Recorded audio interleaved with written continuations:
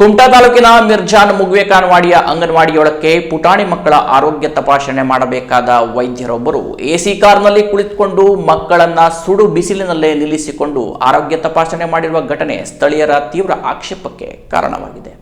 ಹೌದು, ಸುಡು ಬಿಸಿಲಿನಲ್ಲಿ ಪುಟಾಣಿ ಮಕ್ಕಳನ್ನು ಕರೆದೊಯ್ಯುವುದೇ ಅಪಾಯಕಾರಿ.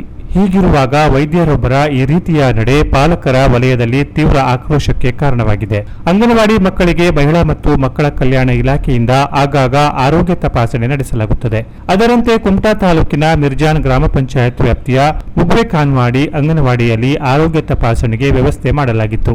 ಆದರೆ ತಡವಾಗಿ ಎಸಿ ಕಾರಿನಲ್ಲಿ ಬಂದ ಮಹಿಳಾ ವೈದ್ಯರೊಬ್ಬರು ಅಂಗನವಾಡಿಯೊಳಕ್ಕೆ ತೆರಳಿ ಮಕ್ಕಳ ಆರೋಗ್ಯ ತಪಾಸಣೆ ಮಾಡುವ ಬದಲು ಮಕ್ಕಳ ತಾಯಂದಿರಿಗೆ ತಮ್ಮ ಕಾರಿನ ಬಳಿಯೇ ಬರುವಂತೆ ಸೂಚಿಸಿದ್ದಾರೆ.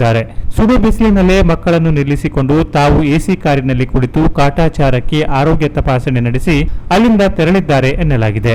ಡಾಕ್ಟರ್ ಮೇಡಂ ಅವರ ಆರೋಗ್ಯ ತಪಾಸಣೆಯ ಪರಿಯನ್ನು ವೀಕ್ಷಿಸಿದ ಕೆಲ ಸ್ಥಳೀಯರು ಮೊಬೈಲ್ನಲ್ಲಿ ಚಿತ್ರೀಕರಣ ಮಾಡಿ ಕೆಲ ಪಾಲಕರಿಗೆ ಫಾರ್ವರ್ಡ್ ಮಾಡಿದ್ದಾರೆ ಎನ್ನಲಾಗಿದೆ. ವೈದ್ಯರ ನಡೆ ಬಗ್ಗೆ ತೀವ್ರ ಆಕ್ಷೇಪ ವ್ಯಕ್ತಪಡಿಸಿದ ಪಾಲಕರು ಈ ವೈದ್ಯರ ವಿರುದ್ಧ ಕ್ರಮ ಕೈಗೊಳ್ಳುವಂತೆ ಆರೋಗ್ಯ ಇಲಾಖೆಯನ್ನ ಆಗ್ರಹಿಸಿದ್ದಾರೆ. ಈ ಬಗ್ಗೆ ಮುಗ್ವೆ ಕಾನ್ವಾಡಿಯ ಅಂಗನವಾಡಿ ಕಾರ್ಯಕರ್ತೆಯನ್ನ ಕೇಳಿದರೆ ಅವರು ಯಾವತ್ತೂ ಹಾಗೆ ಅಂಗನವಾಡಿಗೆ ಬಂದಾಗ ಅವರಿಗೆ ಸ್ವಲ್ಪವೂ ಕಿರಿಕಿರಿಯಾಗಬಾರದು, ನಾವು ಏನು ಮಾಡುವುದು ಎಂದು ತಮ್ಮ ಅಸಹಾಯಕತೆಯನ್ನು ವ್ಯಕ್ತಪಡಿಸಿದರು. ಹಾಗಾಗಿ ಸಂಬಂಧಪಟ್ಟ ಇಲಾಖೆ ಈ ಬಗ್ಗೆ ಸೂಕ್ತ ಕ್ರಮ ವಹಿಸಬೇಕೆಂಬ ಆಗ್ರಹ ಕೇಳಿಬಂದಿದೆ.